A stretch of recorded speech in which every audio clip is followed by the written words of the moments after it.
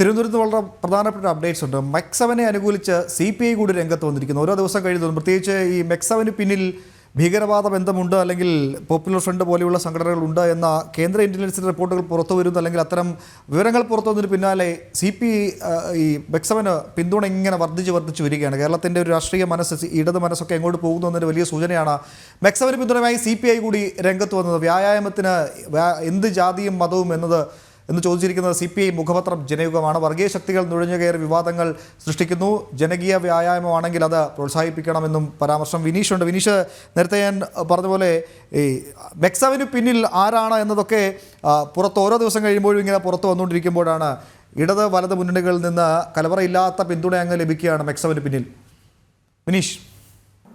തീർച്ചയായിട്ടും ഉമേഷ് സൂചിപ്പിച്ചതുപോലെ തന്നെ മെക്സവൻ എന്ന് പറയുന്ന സംഘടന അതൊരു വർഗീയ ശക്തികളുടെ കൂട്ടായ്മയാണെന്ന് CPM-ന്റെ കോഴിക്കോട് ജില്ലാ സെക്രട്ടറി P. മോഹനൻ പറഞ്ഞതിന് തൊട്ടു പിന്നാലെയാണ് CPI മോഹനെ തള്ളിക്കൊണ്ട് രംഗത്തെത്തിയിരിക്കുന്നത്. CPIയുടെ മുഖപത്രമായ ജനയുഗത്തിലാണ് ഇത്തരത്തിലുള്ള ഒരു പരാമർശം നടത്തിയിരിക്കുന്നത്. വ്യായാമം നടത്തുന്നതിൽ എന്ത് ജാതി എന്ത് മതം എന്നാണ് CPIയുടെ മുഖപത്രം തുടങ്ങുമ്പോൾ തന്നെ ചോദിക്കുന്നത്. പക്ഷേ നിലവിൽ ഇത് ഒരു വർഗീയ ശക്തികളുടെ കൂട്ടായ്മയാണെന്ന് CPM-ന്റെ കോഴിക്കോട് ജില്ലാ സെക്രട്ടറി തന്നെ പറഞ്ഞിരിക്കുന്ന സാഹചര്യത്തിൽ തന്നെയാണ് CPM-നെ തള്ളിക്കൊണ്ട് ഈ മെക്സവൻ നിലപാട് വ്യക്തമാക്കിക്കൊണ്ട് CPI രംഗത്തെത്തുന്നത്. എന്തായിരുന്നാലും നിലവിലെ സാഹചര്യത്തിൽ വർഗീയ ശക്തികളാണ് മെക്സവൻ എന്ന പേരിൽ പല സ്ഥലങ്ങളിൽ സായാഹ്ന നടത്തക്കാരും അതുപോലെ തന്നെ പ്രഭാത നടത്തക്കാരുടെയൊക്കെ നേതൃത്വത്തിൽ കോഴിക്കോട് കണ്ണൂർ മേഖലകൾ കേന്ദ്രീകരിച്ച് നടക്കുന്നത് എന്ന് സംബന്ധിച്ചുള്ള ആക്ഷേപങ്ങൾ നിലനിൽക്കെയാണ് CPI മുഖപത്രം വ്യായാമത്തെ സംബന്ധിച്ചുള്ള കാര്യങ്ങളിൽ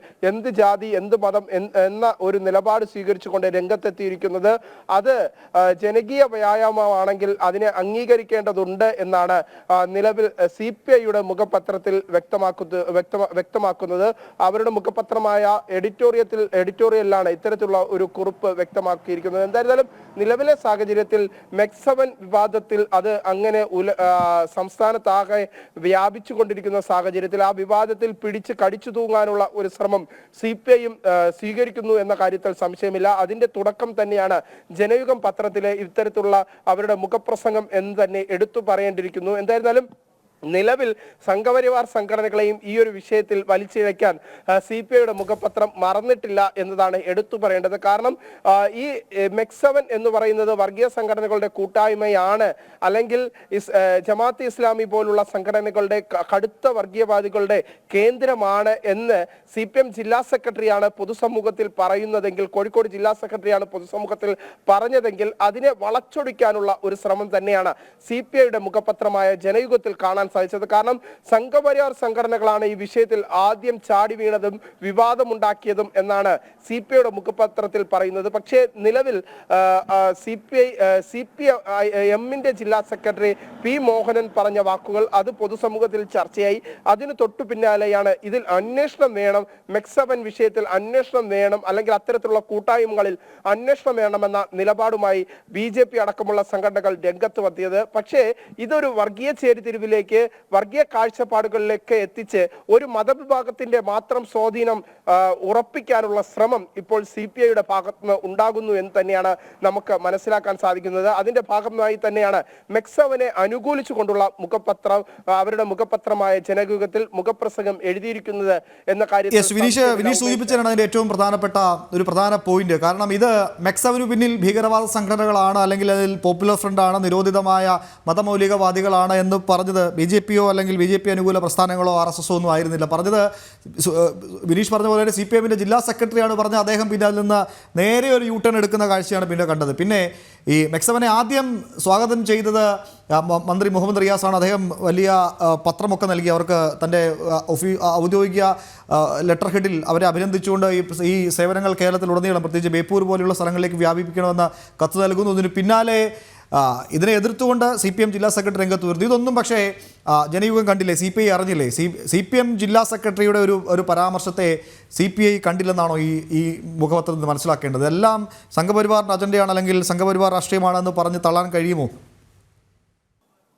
തീർച്ചയായിട്ടും അത്തരത്തിലുള്ള ഒരു ശ്രമം തന്നെയാണ് CPIയുടെ ഭാഗത്തു നിന്ന് ഉണ്ടാകുന്നത്. കാരണം ഇത്തരത്തിൽ മതഭീകരവാദ സംഘടനകൾ, മതമൗലികവാദ സംഘടനകളാണ് ഇതിന് പിന്നിലെന്ന് കൃത്യമായി തന്നെ CPM ജില്ലാ സെക്രട്ടറി P മോഹനൻ, കോഴിക്കോട് ജില്ലാ സെക്രട്ടറി, പരസ്യമായി ഒരു പൊതുപരിപാടിയിൽ പറയുന്നു. ആ പരസ്യമായി പൊതുപരിപാടിയിൽ പറയുന്നതിന്റെ വീഡിയോ ദൃശ്യങ്ങൾ ഉൾപ്പെടെയുള്ളവ പുറത്തു വന്നു.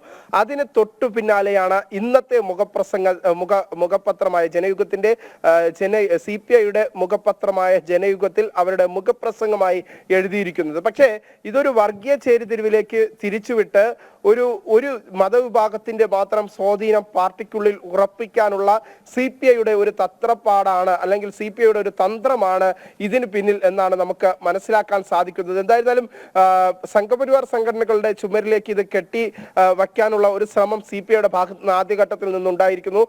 പ്രത്യേകിച്ച് P മോഹനൻ പരസ്യമായി പറഞ്ഞ നിലപാടിൽ നിന്ന് ചെറുതായി പിന്നോക്കം പോയിരിക്കുന്നു. മന്ത്രി മുഹമ്മദ് റിയാസ് തന്റെ ഓഫീസിൽ വിളിച്ചു വരുത്തി MEX7 സംഘാടകരെ ഒരുമിപ്പിച്ച് ഇരുത്തിക്കൊണ്ട് അവർക്ക് അനുകൂലമായ നിലപാടുകൾ സ്വീകരിക്കുന്നു. അങ്ങനെ ഒരു പൊതുസമൂഹത്തിനിടയിൽ MEX7 സ്വാധീനം ഉറപ്പിക്കാനുള്ള ഒരു നിലപാടിലേക്ക് മന്ത്രി മുഹമ്മദ് റിയാസ് തന്നെ ഒരു നിലപാട് സ്വീകരിച്ച് പരസ്യ പ്രചരണം നടത്തുന്നു. ഇങ്ങനെയൊക്കെയുള്ള വിവാദങ്ങളൊക്കെ നിലനിൽക്കുമ്പോഴും എടുത്തു പറയേണ്ടത് MEX7 പിന്നിൽ സെമി പോലുള്ള മുൻകാല നിരോധിത സംഘടനകളാണ്, PFI പോലുള്ള സംഘടനകളാണ് എന്ന കാര്യത്തിൽ സംശയമില്ല. അതിൽ അന്വേഷണം വേണം എന്ന നിലപാടാണ് BJP മുന്നോട്ട് വെച്ചത്. പക്ഷേ ഇതിന്റെ ആദ്യ വിവാദം തുടക്കം കുറിക്കുന്നത് CPMന്റെ ജില്ലാ സെക്രട്ടറി P മോഹനാണ്, കോഴിക്കോട് ജില്ലാ സെക്രട്ടറി P മോഹനാണ് എന്ന കാര്യത്തിൽ സംശയമില്ല. അദ്ദേഹത്തിന്റെ വായിൽ നിന്ന് വന്ന വാക്കുകൾ അത് പൊതുസമൂഹത്തിൽ വലിയ രീതിയിൽ ചർച്ചയായി.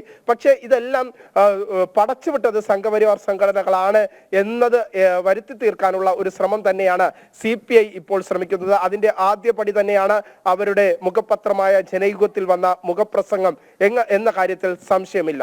ഉമേഷ്, ഒറ്റ കാര്യം കൂടി വിനീഷ് വളരെ വേഗം അവസാനിപ്പിക്കാം.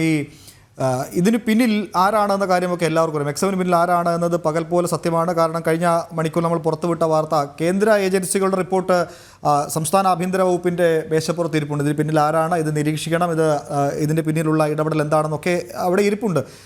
ഒരു 2 മാസം മുൻപ് ഏതാനും മാസങ്ങൾ മുൻപ് നടന്നൊരു ഉപതെരഞ്ഞെടുപ്പുണ്ട് നമ്മുടെ മുൻപിൽ. വലിയ ഉദാഹരണമായി പാലക്കാട് ഉപതെരഞ്ഞെടുപ്പ്. ഈ പാലക്കാട് ഉപതെരഞ്ഞെടുപ്പിൽ കോൺഗ്രസിനെ വിജയിപ്പിച്ചത് തങ്ങളാണ് എന്ന അവകാശവാദവുമായി SDPI ഒക്കെ രംഗത്ത് വരുന്നത് കണ്ടതാണ്. അപ്പോൾ കേരളത്തിൻ്റെ രാഷ്ട്രീയ മണ്ഡലത്തിൽ, പ്രത്യേകിച്ച് ഈ നിയമസഭാ തെരഞ്ഞെടുപ്പിലേക്കും ഇനിയിപ്പോൾ പഞ്ചായത്ത് തെരഞ്ഞെടുപ്പിലേക്ക് വരുമ്പോൾ പലയിടങ്ങളിലും കൃത്യമായ വോട്ട് ബാങ്കുള്ള, അല്ലെങ്കിൽ വിജയി ആരാണെന്ന് നിർണ്ണയിക്കുന്ന തരത്തിലേക്ക് ഈ മതമൗലികവാദികൾക്ക് സ്വാധീനമുണ്ട് എന്ന തരത്തിലേക്ക് വ്യാഖ്യാനമൊക്കെ പുറത്തു വരുന്നു. അത് പാലക്കാട് ശരിവെക്കുന്നു. ആ ഒരു പശ്ചാത്തലം കൂടി ആവില്ലേ CPI കൂടി ഇത്തരം ഇടപെടലുകളെ അല്ലെങ്കിൽ ഇത്തരം സംഘടനകളെ പിന്തുണച്ച് രംഗത്ത് വരുന്നതിന് പിന്നിൽ ഒരു അജണ്ട?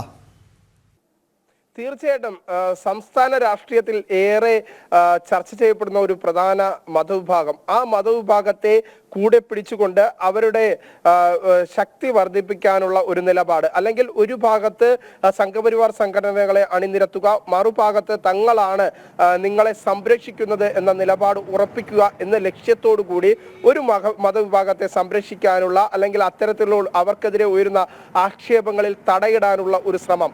അങ്ങനെ തടയിടുന്നതിലൂടെ വരുന്ന തിരഞ്ഞെടുപ്പ്, പ്രത്യേകിച്ച് ആദ്യം നടക്കാൻ പോകുന്നത് തദ്ദേശ സ്വയംഭരണ തെരഞ്ഞെടുപ്പാണ്, അതിനുശേഷമാണ് നിയമസഭാ തെരഞ്ഞെടുപ്പ്. ഈ തെരഞ്ഞെടുപ്പുകളിലൊക്കെ തങ്ങളുടെ കോട്ടകളിൽ ശക്തി ഉറപ്പാക്കാൻ വേണ്ടി ഒരു മതവിഭാഗത്തെ കൂടെ കൂട്ടുക എന്ന ലക്ഷ്യം മാത്രമാണ് CPIയുടെ ഈ മുഖപ്രസംഗത്തിൽ ഉള്ളത് എന്നതാണ് നമുക്ക് മനസ്സിലാക്കാൻ സാധിക്കുന്നത്. കാരണം ഈ MEX7 എന്ന് പറയുന്ന സംഘടന അത് പൊതുവെ ഒരു പ്രത്യേകിച്ച് മുൻകാലങ്ങളിൽ നിരോധിച്ച സെമി പോലുള്ള അല്ലെങ്കിൽ PFI പോലുള്ള സംഘടനകൾക്ക് അനുകൂലമായ വഴിയൊരുക്കുന്ന, അത്തരം ആശയങ്ങൾ പ്രചരിപ്പിക്കുന്ന സംഘടനയാണ് എന്ന് പൊതുസമൂഹത്തിൽ തന്നെ ചർച്ചയാകുന്നു. അതിന്റെ തെളിവുകൾ പൊതുസമൂഹത്തിൽ തന്നെ ഉയർന്നു വരുന്ന ഘട്ടത്തിൽ പോലും അവരെ അനുകൂലിക്കുന്നതിന് പിന്നിൽ അത്തരം സംഘടനകളെ കൂട്ടി തങ്ങളുടെ വോട്ട് ബാങ്ക് രാഷ്ട്രീയം, അല്ലെങ്കിൽ വോട്ട് ബാങ്ക് ഉറപ്പിക്കുക എന്ന നിലപാട് തന്നെയാണ് CPIക്കുള്ളത്. ആ നിലപാടിലേക്ക് CPMഉം മാറുന്നു എന്നതിന് ഏറ്റവും പ്രധാനപ്പെട്ട ഉദാഹരണം തന്നെയാണ് CPMന്റെ കോഴിക്കോട് ജില്ലാ സെക്രട്ടറി സെക്രട്ടറി പി മോഹനന്റെ നിലപാടുകളെ തള്ളിക്കൊണ്ട് മന്ത്രിസഭയിലെ തന്നെ ഏറ്റവും പ്രമുഖനായ മന്ത്രി മുഹമ്മദ് റിയാസ് ഈ K7 എന്ന സംഘടനയ്ക്ക് അല്ലെങ്കിൽ ആ ഒരു തീവ്രവാദ ചിന്താഗതി വച്ചു പുലർത്തുന്ന അത്തരം സംഘടനകൾക്ക് നിലപാട് സ്വീകരിച്ചുകൊണ്ട് അവർക്ക് അനുകൂലമായ സാഹചര്യങ്ങൾ ഒരുക്കിക്കൊണ്ട് മുന്നോട്ട് വരുന്നത് എന്ന കാര്യത്തിൽ സംശയമില്ല.